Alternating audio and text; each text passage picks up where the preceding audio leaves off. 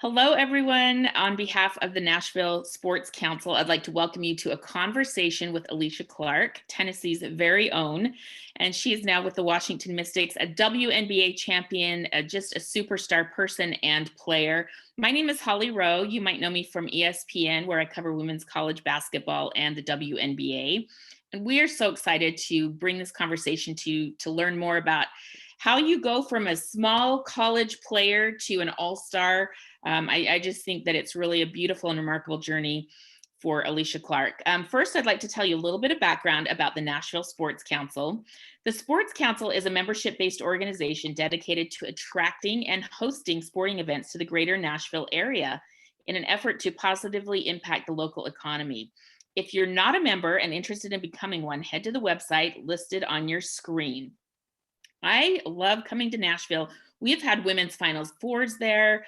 There's all kinds of great sporting event opportunities. So I'd love for you guys to get involved and help support bringing sports to that Nashville community. So the future is really bright. You can join today and bring great events to your area.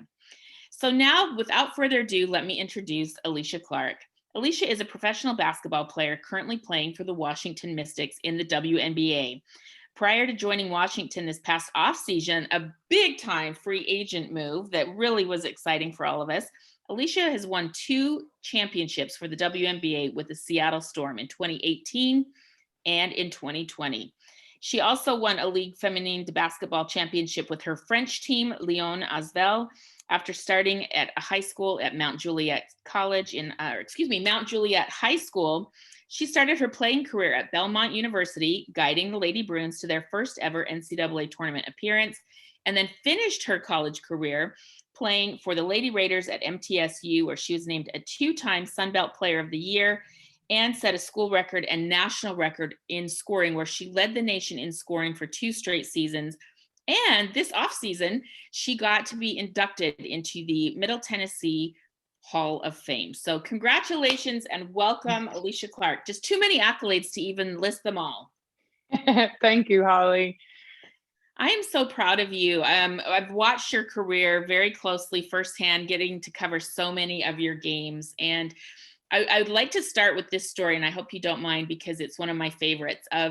You were coming out of Middle Tennessee State, which was a little bit smaller school, but you led the nation in scoring. How did you feel, and at what point did you feel like maybe you could play at the next level and not give up on your dreams to make the WNBA? Honestly, I didn't even know it was a possibility to play in the WNBA, probably until going into my senior year. Back then, you had the big power schools and all these big top names. And even though I was leading the nation in scoring, there were all these except, and so I didn't even know it was a possibility. When I first started playing basketball, playing as a professional wasn't even something that was on the radar that I even knew was possible that I wanted to do. And so going into senior year, I had some coaches, Beth Stark from Belmont. She's, one of my all-time favorite coaches. She's the first person that planted the idea in my head that I could play professionally, sophomore year. And so going into senior year, Coach Insel sat down with me and was like, you have a real opportunity to play at the next level if you really want to. For him, he was like, I want to make sure that you're getting the exposure that you get by playing these teams. So make sure you go out there and, do your thing and put on a show and make them aware of you. And so that was really the first time going into senior year that I even knew I could possibly have a chance to play at the next level. It's interesting because, sometimes you don't know what the dream is because you didn't dream big enough. When did you first start to realize I can make a WNBA team? How hard was it to go and get that contract? It was really hard. I think, if I'm being completely honest, I didn't really know if I would be able to make a team after my first 2 years of being cut. And then the third year, when I went to Seattle for training camp, was probably the first time I was like, okay, you've worked hard enough, you've developed your game enough to where you could potentially make this team right now, make this roster. And so that was 2012. I graduated in 2010. So it took a minute for me to even really feel like I could play in the WNBA or was good enough to even play there. One of my favorite stories I remember is you would go to the Seattle Storm, and for a long time you didn't even want to unpack your bags because you were like, well, they could cut me any second. I'm not sure if I belong. Who was the WNBA legend that told you you need to unpack your bags and buy into I belong here and I'm worthy and I'm good enough? Yeah, that legend is none other than Tina Thompson herself. She said it at her retirement speech as she was, as she was going through talking about her teammates. And for me, that was like one of the most life-changing moments because this is a day for her. Like it's her retirement, it's her, it's her ceremony. And for her to take that time to just like pour into me in that moment. Because she and I we had our little game day routines. We would go get our nails done together. We would sit and have car conversations, either after a dinner or something where we would just talk life and basketball and everything in between. And really were able to build a friendship and, a mentorship. She didn't even know at the time that she was, going to be such a big influence in my basketball career. But, it just speaks volumes to who Tina is as a person. And, in that moment, I'm like, okay, if freaking Tina Thompson says I deserve to be here, I need to I need to start believing that myself. So that was the moment where everything kind of changed for me. Yeah, it's a wonderful moment. Number one, I think it's important for, all the people on this call and people who are listening is encouraging others is a skill and is important. I'd like to think that that's something I've been good at in my life is I think you have to encourage others. Like what if Tina Thompson hadn't taken time because she's busy, she's a diva, she's one of the best to encourage you?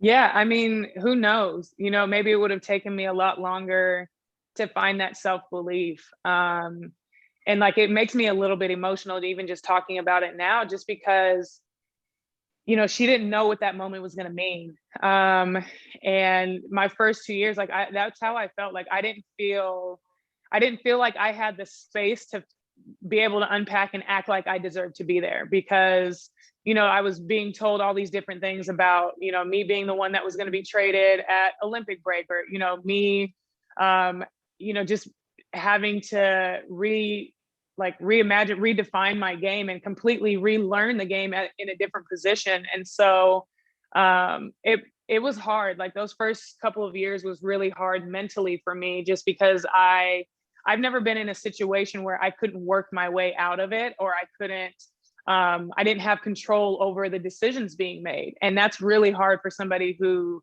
is type A and wants to control every little thing.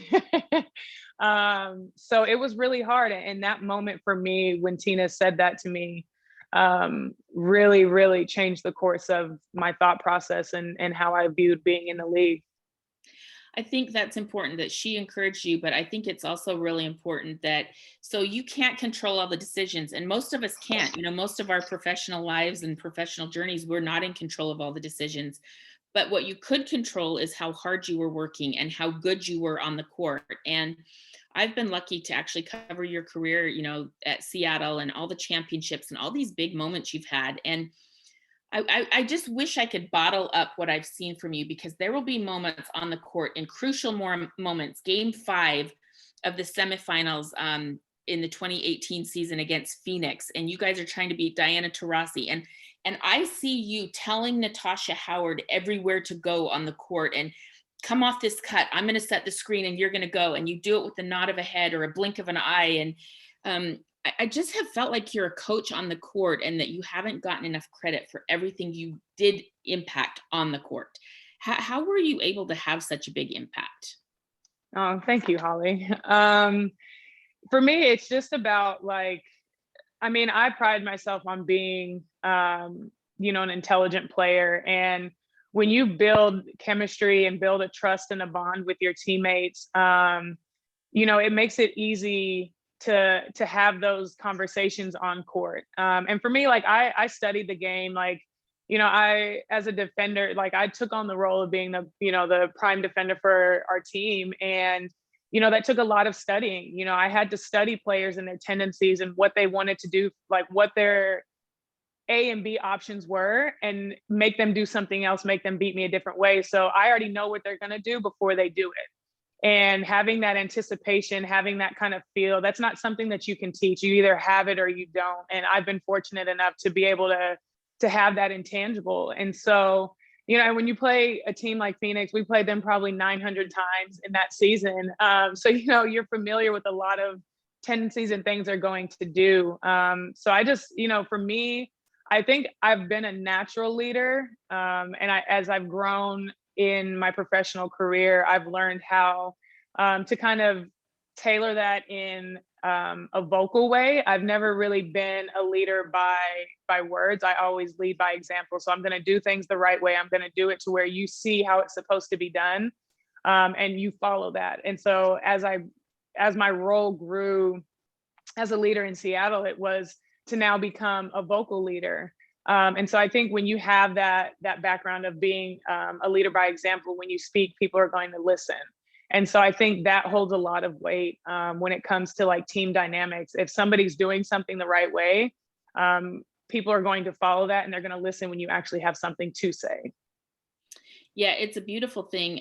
So you win the 2018 WNBA championship at the Washington Mystics, where you see them.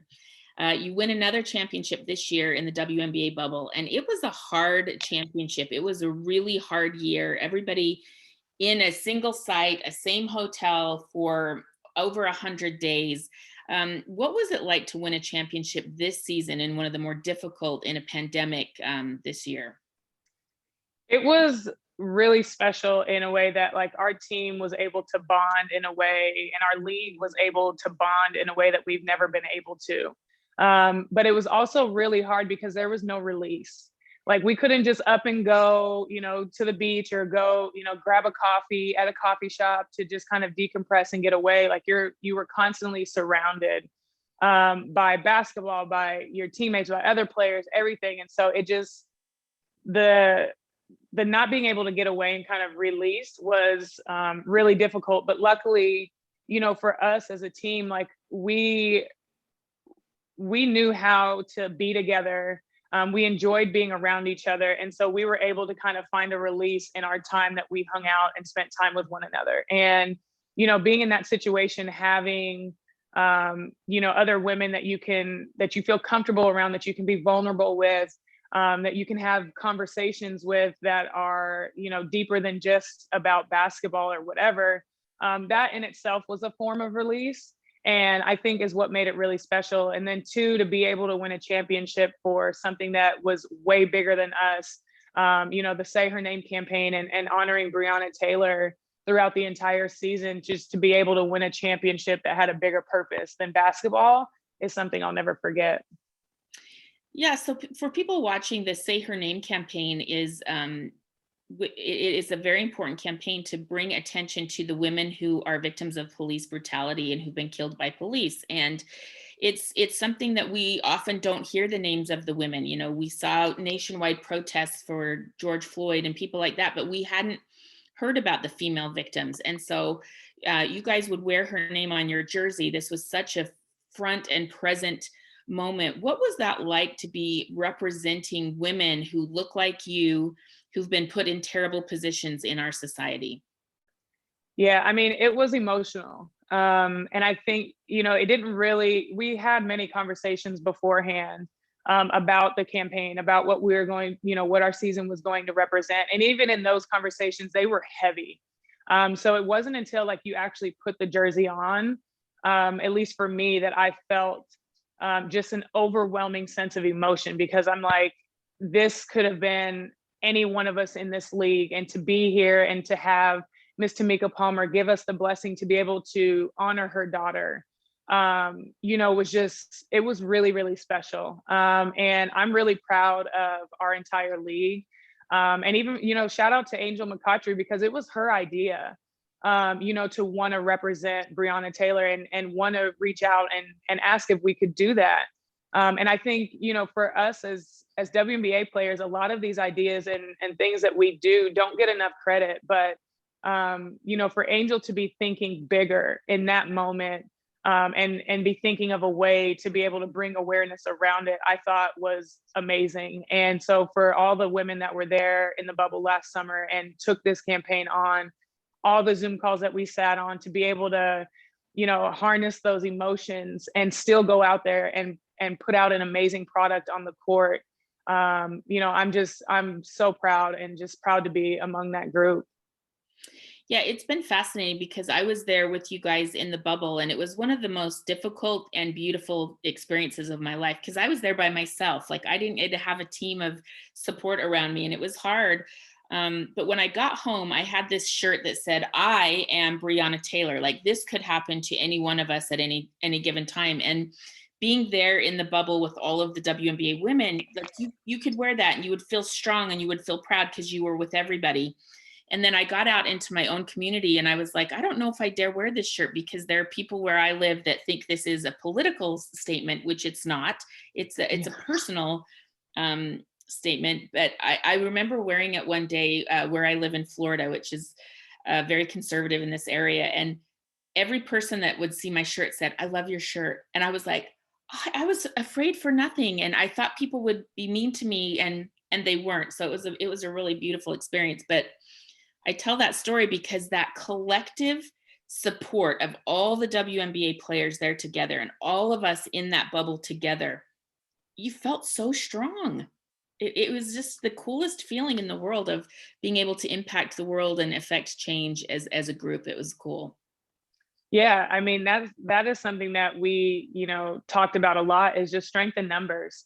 And like you said, like, when you know that yourself and 143 other women have the same feeling and sentiment and are fighting for the same thing, like, it just makes you feel even more powerful and gives you more courage to want to continue to fight for the right things. And to be able to have others to, talk through all of this with, that understand, and some that can't even like physically relate, but like wanted to understand and were, present in that moment, was, it like on Grey's when they do the, the superhero stance before they do surgery, like, that's how I felt last summer. I was just like, I wanted to stand tall with my chest out, and fight for what's right, fight for justice. And it was amazing. Oh, that's a beautiful thing. I love that. Like, maybe we all need a little superhero Yeah. stance, like, Just strong. I love that. Okay, you had an interesting off season because there's a new collective bargaining agreement in the WNBA, and so there's more free agency movement. And so here you are, you're coming off a championship with Seattle where you've been very entrenched for a long time. And you decide to kind of push the envelope and make a different choice for yourself. I think a lot of us don't like that. Like, have you ever read that book, Who Moved My Cheese? Like, I am definitely that person. Like, no, I just got comfortable in this situation. So what made you have the courage to try something new and change teams to the Washington Mystics? For me, I am a person that is always going to put others first. In every decision I make, it's always how is this person going to feel? What is it going to look like to this person? And so for me, going into the new year after, all last year, as difficult as it was for everyone, and I was like, what do I want this year to look like for me? And I said I wanted to be intentional and I wanted to get out of my comfort zone. So, I didn't know what that was going to look like, because after the season ended, like, leaving wasn't even on my mind. I knew I was a free agent, but like, that wasn't something I was thinking about because I was comfortable. And so it really took for me to have a conversation with myself over in my apartment by myself in France. Like, what do you want? Not what is going to make so-and-so happy, not what's going to be the easy decision, but what is it that you want? Like, what do you want your career to look like? And, every year that I come into the league, I say I want to be better than I was the previous year. That's always my off-season goal. And so coming into this year, I was like, how can you push yourself out of your comfort zone? I felt comfortable. And so I was like, so when I started asking myself these questions in conversations that I was having during the free agency period, I was like, wow, maybe I need to maybe I need to take a chance on myself. And honestly, that's what it was. I was like, I'm going to take a chance on myself. And if I fall, I'm like, okay, at least I tried to push myself outside of my comfort zone. And if I fly, then great. Be proud of yourself for finally taking a chance on yourself and believing in yourself and wanting to bet on yourself. Yeah, that's scary. And I'm so excited. I think you'll be a great addition to the Washington Mystics. I think my only sadness is that it won't be this year. You had an injury, which I'm so bummed about. I know you just went through surgery. So you'll be out this season with an injury. You haven't been hurt a lot in your career. How is this going for you, and how can you overcome this mentally and physically? Yeah, this is actually my first major injury that has taken me out for a season. I've, been fortunate enough to play, 10 seasons healthily. And so this was a big adjustment for me. I'm not even going to sit here in front and act like it's been a cakewalk. Like, it's been really, really hard. It's to go from already feeling out of my comfort zone, going into a new city and a new team and, trying to find my way and my footing that way. Now it's like, okay, now you have to kind of take a step back, process this injury, and really just get into a space where, you feel good. Because it's been hard. Like, I felt like there's moments where I've been like really, really low, and moments that I've struggled and I, didn't want to be around friends and family, and have just been frustrated because I'm a type of person that wants to do everything on my own. I want to do it when I want to do it.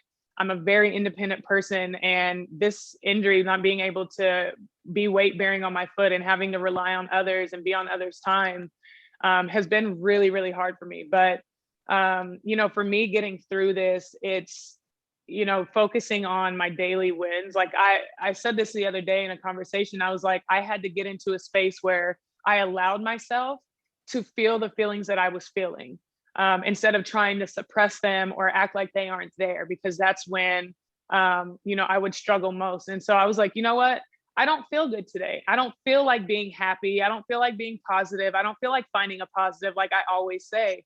I feel like being upset and sad right now. And so I allowed myself the grace to be able to do that. And I think it's helped tremendously because I've felt a difference this week, just in my energy, in my focus, in my perspective, and getting on a schedule of doing workouts, getting with Susan Borchert, who I've been with for going on 8 years now. And like, I can reach out to her and I'm like, hey, I'm dying. I am bored out of my mind. I need to feel like I'm useful. And that for me has been the biggest challenge, is just finding ways to feel useful. And so I think being in DC around my teammates, being able to, pour into them and help them in any way that I can is going to make me feel useful, and, will then in turn help me continue to get over this injury hump. Yeah, it's such a weird thing because number one, you're away from the team because you're hurt. You're not there in all of their moments, but you're new to that team too. So you're trying to get to know them and you're trying to fit into the culture and feel like you're an important piece of it. So I think it is going to be hard for you. And I'm glad you're saying, like, it's okay to feel sad and it's okay to be down. I guess what I would say is I just wouldn't linger in it, right? Like, yeah, I think sometimes I'll be like, that's really disappointing and I feel really sad about this. And then I'm like, okay, how am I going to move past it? So yeah, I like that you're saying is like, okay, how can I now be useful to other people? I have one great idea for you, because if people don't know on here, is that you're a great cook. And I think that if you just start cooking for your new team and invite them over for dinners and you have a little weekly, let's see what's in the kitchen with Alicia, I'm pretty sure you're going to win over their hearts and souls. That's always, I think that's more my ploy now. I'm like, let me cook for you guys, make everybody, get acquainted. Let's do it this way. I use food as a way to like bridge that gap and get to know my teammates. Yeah, it's a good one. Tell us why you're a good cook. I mean, I'm not just saying she's a good cook. She could be in a restaurant good cook. Like, she's cooked for me before, and I mean, she's incredible. Absolutely incredible. How did that come about? Thank you. But honestly, overseas, like my parents have both cooked growing up. And my dad taught me a few things before I left for college. He was like, you're going to have to fend for yourself. I'm not going to be there. So that's where kind of like the journey of it started. And then being overseas, away from everything that I know, I was like, I want to make a home cook. It was a chicken pot pie. I was in Israel my first year, my rookie year, and I was like, I want a chicken pot pie. And over there, they didn't have like the ingredients you could just run to the store and grab. So I was like, all right, well, let me Google how to like make homemade cream of chicken and like how to make a homemade chicken pot pie. And so that's what I did. And I fell in love with the process of making things from scratch. And that's kind of where everything just started. And from that point on, I was like, oh, what else can I make from scratch? Like, this is going to be fun. And so I just love that journey and the challenge of having to learn the different recipes, and then kind of playing with it and making it your own. And that's been honestly the best part of this journey in cooking, and, you know, getting to know some amazing chefs who have been gracious enough to kind of mentor me through this. And I love food, honestly, Holly, and I love to eat. So it's like, if I can make bomb food at home, why not? Okay, I just will tell you, I still dream about the ginger teriyaki salmon that she made for me. Do you remember that? That was. I do. I actually was looking through pictures and I saw the picture of that. That's still in the repertoire, just FYI. That's a good one. I've made it better. I dream about it sometimes. And then your sweet potato pie, I would put up there with the best I've ever had. So just saying. Thank you. Okay, so I want to ask a couple quick questions, and then I want to open it to the folks who are here and listening to us. So how does a kid from Tennessee, how does a kid from a small town or a small area, you know, you go to a small school, how do you succeed on the very highest level? You are a WNBA champion. You've had success on the very highest level. What were some of the skills that took you to this point that people can learn from? I think first things first is just my work ethic, you know, that translates to all areas of life, not just sports. You know, I'm gonna put my best foot forward. I'm gonna work as hard as I possibly can and try to perfect whatever it is I'm doing, whether it's, you know, a book report or, you know, learning the footwork of a post player. Like it's the same. And so that for me, I think has been one of the things that has set me apart. The other thing is just how you treat others. You know, that goes a long way, both in life and in the sports world. You know, if you can treat others with respect, if you can, you know, communicate effectively with your teammates or your, you know, teachers and coworkers, whatever it may be, that's a skill that I think is overlooked a lot. But, you know, if people know that you're going to come in and have a respect for them, they're going to come in and enjoy being around you. And I think those are two of the things that have been able to kind of sustain my career, as well as just consistency. You know, when people know what they can expect from you on a daily basis, I think that gives them more trust and gives them more incentive to want to be around you. So if you're working hard and they know that you're going to give, you know, the same effort every single time, that's going to make them want to be around you more. And that's going to make them want to play with you, or that's going to make coaches want to recruit you. And so I think those three things for me have been the biggest, I guess, the biggest positive for my career. Okay, awesome. All right, I want to take a few questions from the audience. So please ask us questions because this is a wonderful opportunity. Question from the audience: who's the hardest person you've ever had to guard in the WNBA or overseas? Oh, I'll give my top three in the WNBA.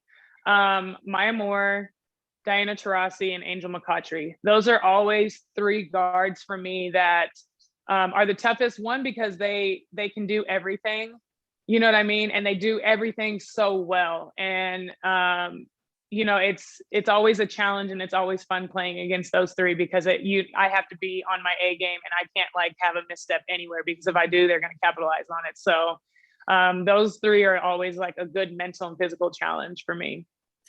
I know we're getting towards more positionless basketball, but for people who don't know on this call, like you've had to play the 3, the 4, the 2.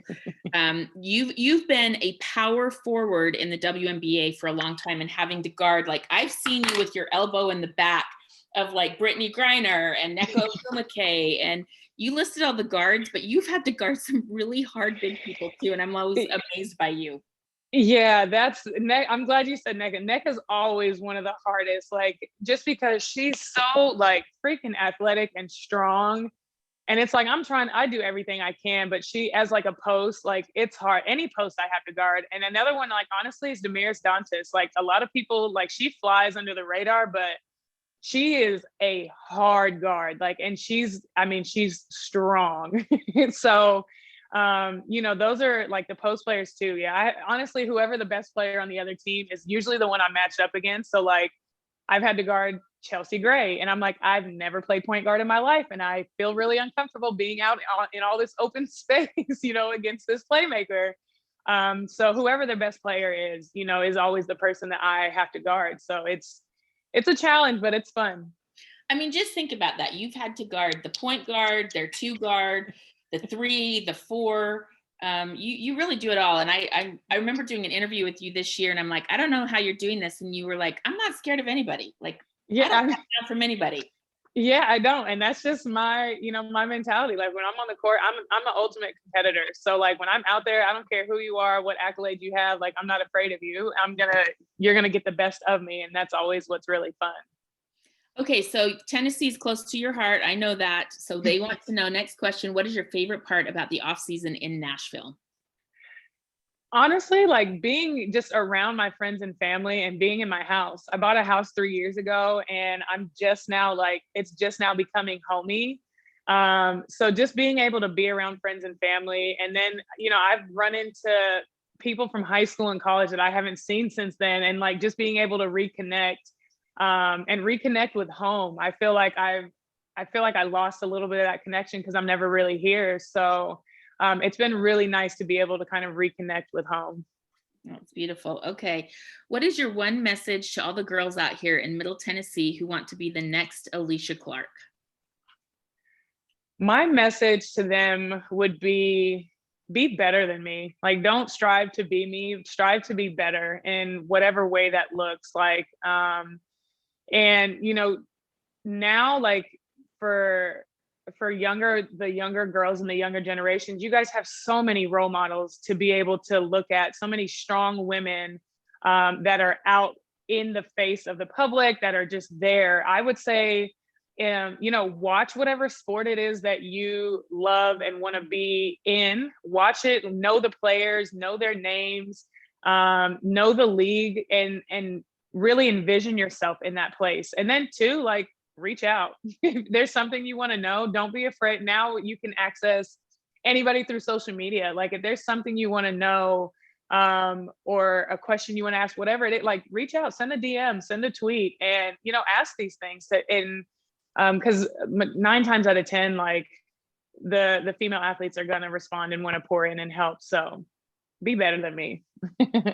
Okay, perfect. I think actually here's one more. Next year will be the 50th anniversary of Title IX. What do you see as the biggest advancements we will see or need to see in women's sports over the next 50 years? Wow. I mean, there's been a lot of advancements from the time that Title IX came around. I mean, you just look at all the different female leagues that are out there, all the women professional leagues that are there.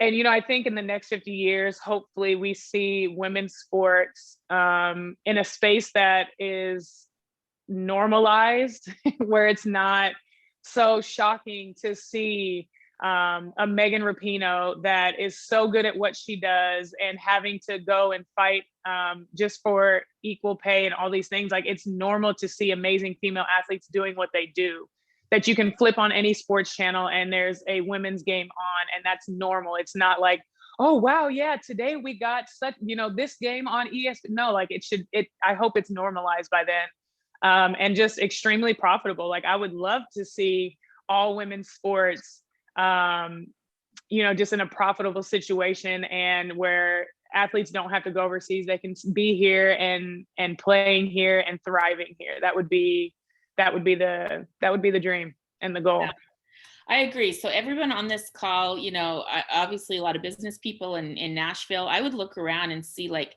what women's sports teams can I donate to?